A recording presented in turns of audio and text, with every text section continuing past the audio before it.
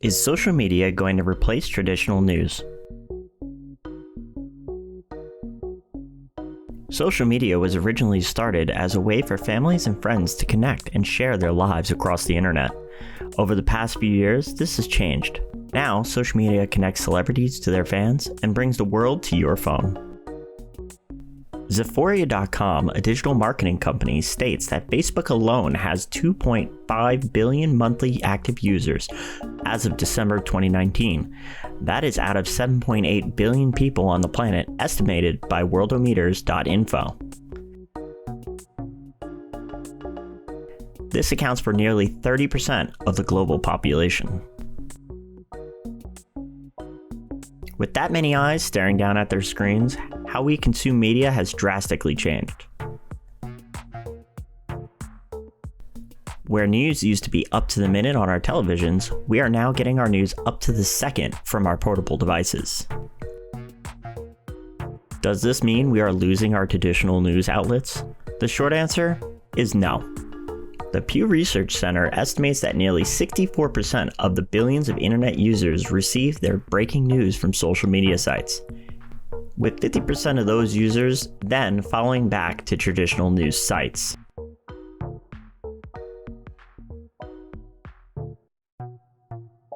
A huge concern with social media is the algorithms that decide what content you can end up seeing and skewing your view of the news.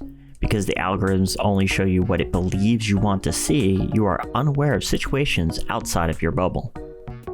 Senior Fellow for the Center of International Governance, Taylor Owen, has more to say on this subject. None of us want to be bombarded with information overload. But on the other hand, we don't want to miss out on what our friends and colleagues are doing. Platform companies have done a really good job of filtering all that stuff and serving up customized results based on our individual preferences. They do this through algorithms, computer code that curates content based on our online habits. But research shows that these automated systems are radicalizing and isolating people from the broader civic society. Platform companies like Facebook use these algorithms to capture our interest and keep us using their website. The algorithms have not been programmed to have civic responsibility or to provide accurate information. They're built to prioritize content that will get clicks. So fake news and clickbait content thrives in this environment. The issue is that democracy at its core requires informed citizens to legitimize collective governance. And for over 100 years, it was the role of journalists to provide citizens with fair, balanced, fact-checked information. And that simply isn't happening anymore. Everyone, including the media, is competing for our attention. And so more and more people are reading or watching stories online that haven't been properly researched, are heavily biased and persuasive, and in many cases are just plain fake news. We'll get back to Taylor in just a minute.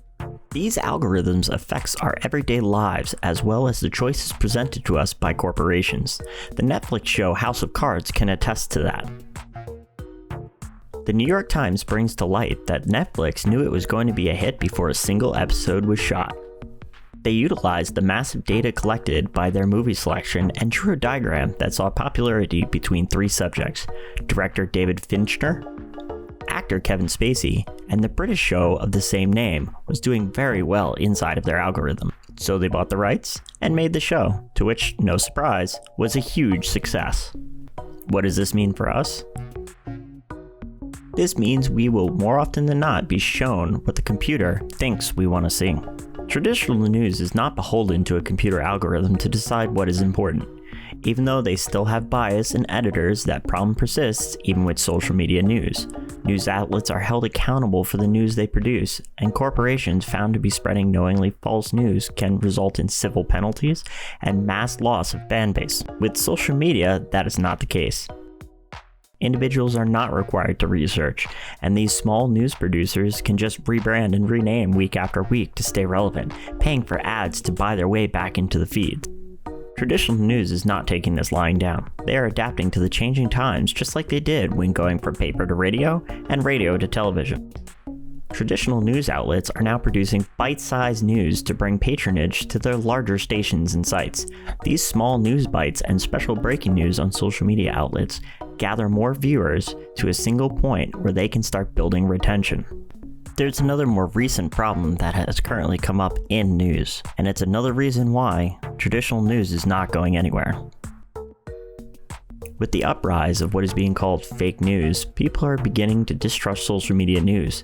They are beginning to look back to bigger outlets who are held accountable for what they provide to the public. So, what can we do? Well, there's no single issue solution that's going to solve this problem. Rather, we need a combination of policies that are implemented in concert across multiple agencies of the public sector.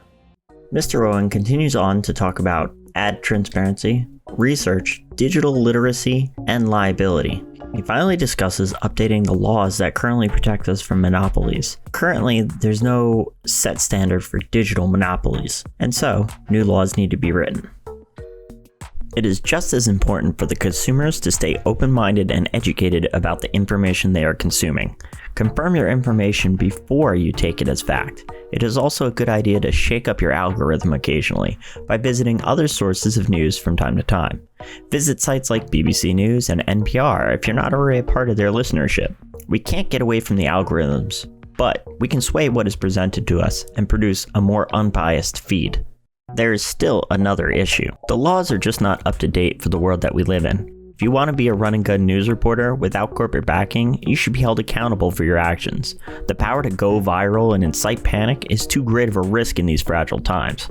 I can't just walk into a gym and start telling Tommy on the bench press that his form is all wrong and walk away when he gets hurt. I must be accountable for my uneducated information, and so should spreaders of news. In conclusion, traditional news is not going anywhere. Even though we have social media for the instant access and at our fingertips information, we still require the research and expertise that we get from traditional news media.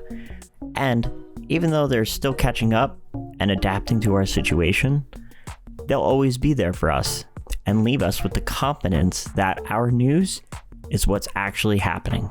A good portion of Texas, we're going to be watching that. Storm, damaging winds, tornado threat low.